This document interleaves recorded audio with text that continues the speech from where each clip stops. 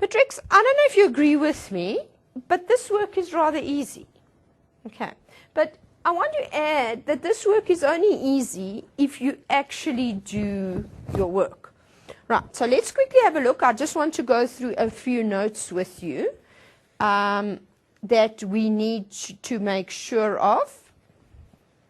Right, I'm not going to go through all the grade 11 work because we don't need to know all of that at this point. I just want to, what I'm really worried about is the motors and the generators.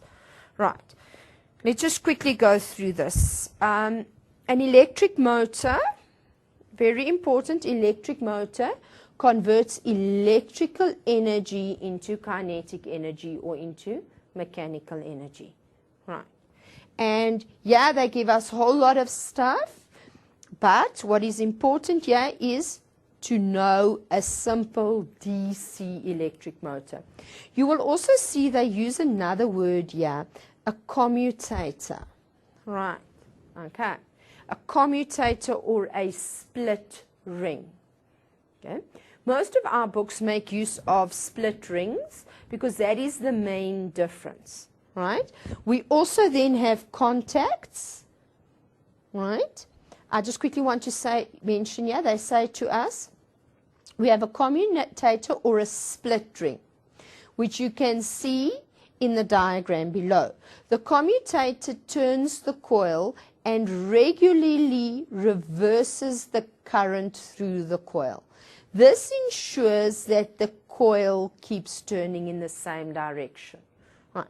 So that is a nice definition to know what a slip ring is. Right. What it does is it regularly reverses the current through the coil to ensure that the coil keeps moving in the same direction. Right. And then the other thing we spoke about is the contacts. We mainly speak about the brushes. Where do we find them? They're these little thingy-majiggies. Right? They are on either side of the commutator, and what do? They keep the commutator or the split rings attached to the battery by means of the brushes. Right. So in other words, they complete the circuit in short. Right. Okay?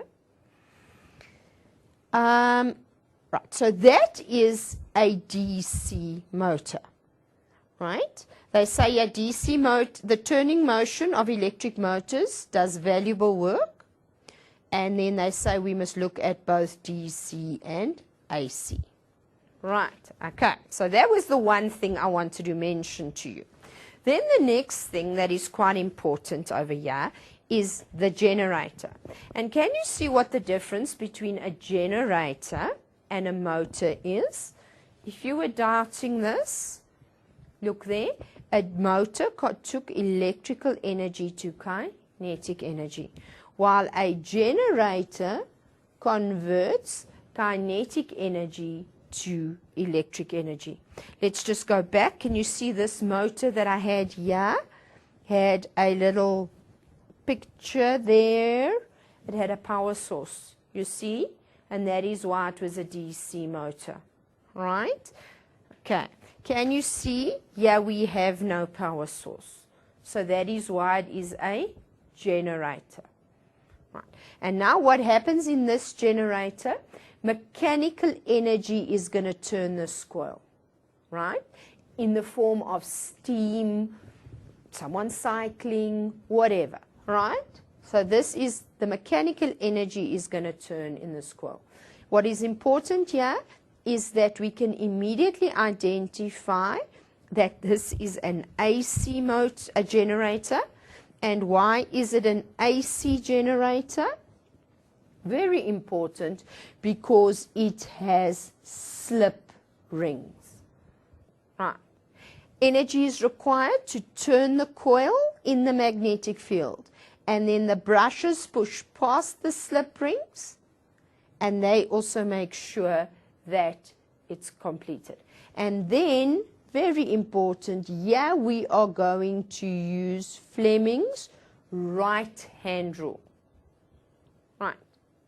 And once again, this is what the AC generator looks like. And remember, we discussed it as well. They say, yeah, we've discussed this. I just want to read it for you. When the coil reaches vertical position, the coil can't move up or down anymore, and the current momentarily stops, right, at 180 degrees. And what happens at this point, people? Momentum will actually push it over, and it will actually continue to move. Right. Very important. We've discussed this. How can we increase the current generated? We want to increase the current. So we can't increase the current by increasing the current. Remember that. Right, so the one thing we can do is we can increase the number of turns in the coil. Right, we can make coils of a larger area. We can increase the magnetic field. And remember, what did I say to you? We can use a horseshoe magnet, eh? And then we can cause the coils to turn faster. Right. I wonder if you can remember what we do over here. Can you remember what we do over here? Right, what we do over here, ladies and gentlemen, we can increase the current. Why can we increase the current? Because we have a power source. We can increase the number of coils as well. And we can increase the magnetic strength.